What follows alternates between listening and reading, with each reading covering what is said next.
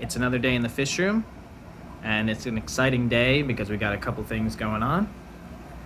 Got this pair of Philippine blue angelfish that laid some eggs there on the slate. And we also have this pair of super red koi angelfish that also laid eggs. So I've been really fortunate that these two pairs have kind of been on the same cycle. So I can raise the eggs, both batches in the same tank, like I did with this tank here. You can see how many, got one batch of each in here.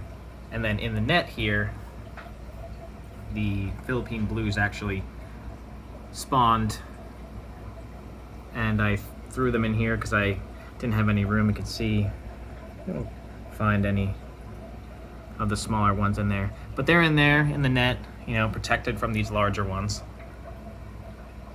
So a little angelfish explosion going on, which is always nice. So I got both batches into these vases here with the air stone. I have a separate video on how I do this whole process, but what's nice about the summertime, I always heat the fish room, but in the winter it's hard to get it the temperature that I want. But in the summer, you know, it's easily at 76, 78 degrees. So that's kind of where the water stays. So I don't have to, you know, throw heaters in there. And I always feel a little bad taking the eggs away from the parents. The super reds, you know, get really upset and attack me. The Philippine blues, I think, could care less. But then I just have to remind myself that if I didn't pull these, they would just eat the eggs anyway. And the super reds, actually, they have gotten to free swimming fry a couple times, but then they always end up eating them no matter how much I feed them. So got to do this. So mostly today I want to clean up some tanks that I kind of let go. Got lazy with the maintenance on them because I'm not really enjoying them that much. These are the orange Australian killifish that I bred, and you can see the duckweed has just gone crazy in here. I gotta take care of that. That's one of the reasons that annoys me, that I don't enjoy the tank when I see duckweed. And the plant in the back, I think I bought it as golden creeping jenny. I'm not a fan of the way it came out, you know, with the submerged growth versus the immersed growth. And also it's kind of struggling in here, not doing too well, so I'm gonna change this out.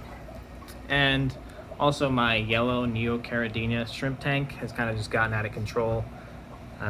There's always this guppy grass in here, no matter how many times I try to take it out or think that I get all the roots.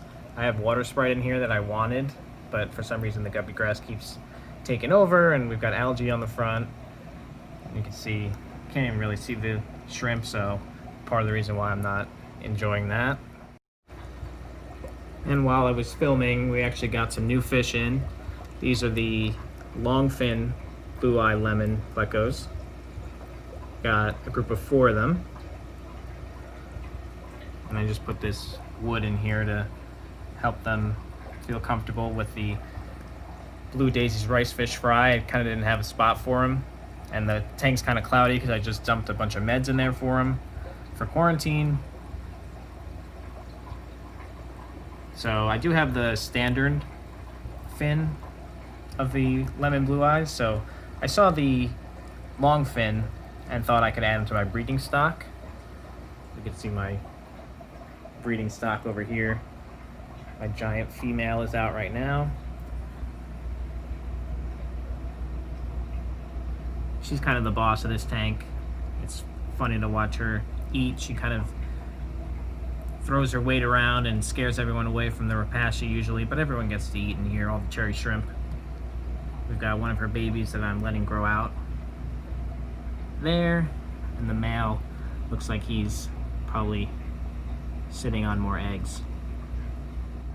I didn't willingly introduce duckweed into my fish room. They actually came in a bag of fish that the seller for some reason thought that it'd be a good idea to put a handful of duckweed in with them. And, you know, just trying to do anything in the tank. My hand's covered in it, trying to remove the plants. I'm gonna try really hard to not let it spread to any other tanks, and one day, hopefully, have a duckweed-free fish room. I got most of the duckweed. Probably gonna have to spend a couple days in a row just fishing out any loose duckweed that I see. Then when I was up here, I noticed the size of this frog bit. It's the biggest frog bit I've ever seen. I have it all in the fish room and none of it is this big. Typical size, just to show you a reference, usually like this. But for some reason in this tank, probably because it's right under the light, it's just giant, so that's pretty cool. Nice big roots on these guys. So this is the scape I went with. Not too different, just a different plant pretty much, and took care of the algae. The plant I chose was Pogostemon stellatus octopus. Seems to do really well in the tanks. And the fish in here, the killifish, I really like these. These guys are pretty old. You know, they're getting to be a year and a half old.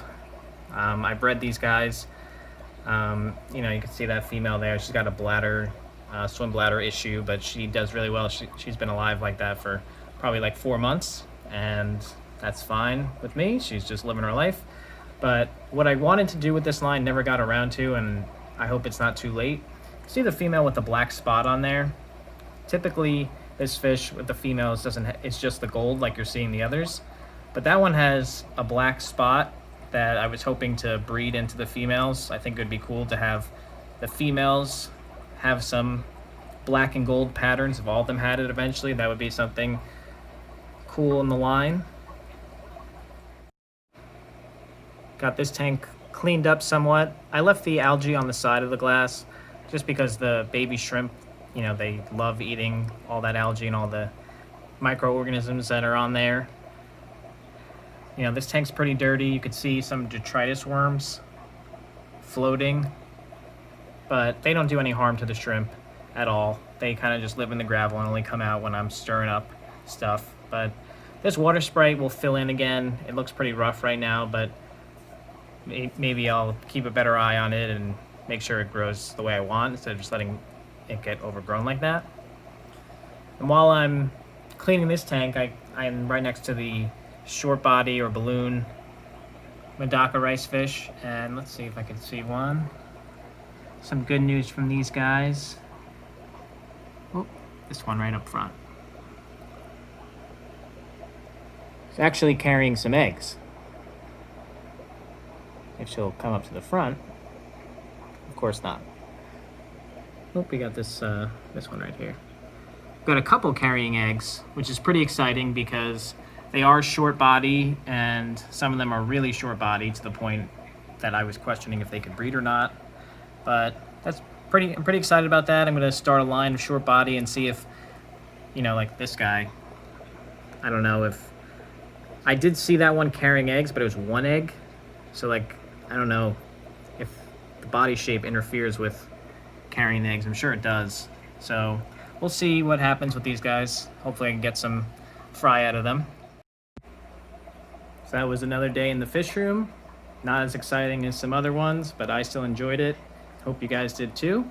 If you made it this far already and haven't subscribed yet, hit that subscribe button, and we'll see you in the next one.